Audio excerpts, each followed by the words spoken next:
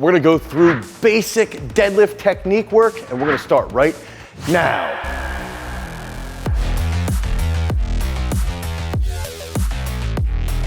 Okay, so right off the bat, we have to identify that we are gonna be using conventional deadlift technique. We are not gonna be doing sumo technique, okay? So conventional deadlift technique. Now, there's a couple key concepts here. One of the things for me personally, when I pulled 705 pounds, that's my lifetime best. One of the things for me was to establish as much tension as possible right off the floor. But to do that, we have to establish the right pulling position. Now, if you have a little bit longer legs, you wanna go slightly wider than shoulder width apart, okay? If your legs are a little bit shorter, I actually don't mind getting into a little bit more narrow position, okay? Because you can still recruit those quads. If I've got longer limbs and I go a little bit wider than shoulder width apart, I'm gonna be recruiting the quads and the hamstrings, and that's gonna help us get that good tension. That's gonna lead into, okay, so we have our foot stance established. Now, where's that grip gonna be? I like to put the crook of my elbow right outside of my knee, almost like a little bit of a puzzle piece here, okay?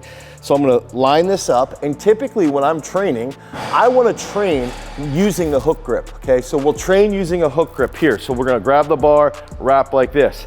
If I don't want a hook grip, I'm gonna use straps. I don't really like over-under technique with the grip because it can put that bicep at position, and once you get really, really heavy, you could potentially lead to a bicep tear, okay? That just needs to be out there. That's why I love using straps. That's why I love using the hook grip. So we have the crook of the elbow established in through the knee. Now, one of the big factors is that we wanna get our back slightly rounded. Okay, I know a lot of people might be losing their mind when they hear that. I'm not saying pulling like this. I don't want to see a super big arch. I want to see a flat back or just slightly rounded and set it. Okay, we want to set it in through our lats, boom, here. Okay, that's going to be how we set our back. Elbows set, hook grip set, slightly rounded position. Okay, now here's the big key to establish tension on that 705. Think about that.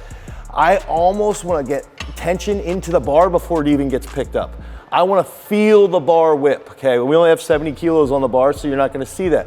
But I want to feel tension and then go. And one of the big factors that I like to think about when we're pulling is that I'm set, pull, okay?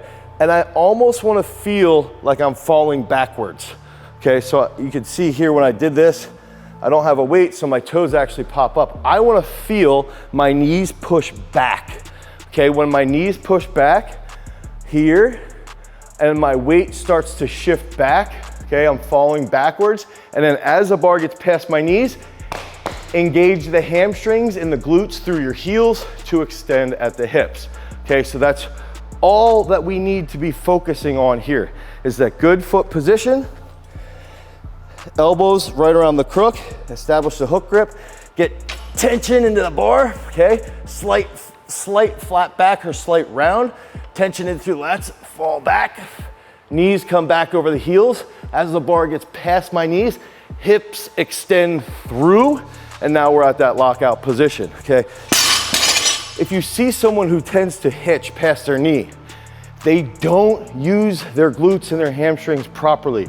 They typically have never weightlifted. If you've done snatches, you've done a lot of cleans, your lockout's gonna be phenomenal. So that's where you need to focus on when you're pulling. Another little tip. I like to warm up in shoes, weightlifting shoes, Olympic weightlifting shoes, all the way up to about 75% of my max. I'll take my weightlifting shoes off and I'll start to pull in my bare feet or in my socks around 75 to 80%. That's gonna help me feel a little bit less range of motion and more connection to the ground, and in turn, more tension on that liftoff. And we have to remember, if you want to pull a ton of weight, you've gotta establish that tension that all comes back to that setup right off the floor. So use all these tips to help achieve your peak strength in the deadlift. And remember, if you wanna be a freak, you've always gotta cultivate your power.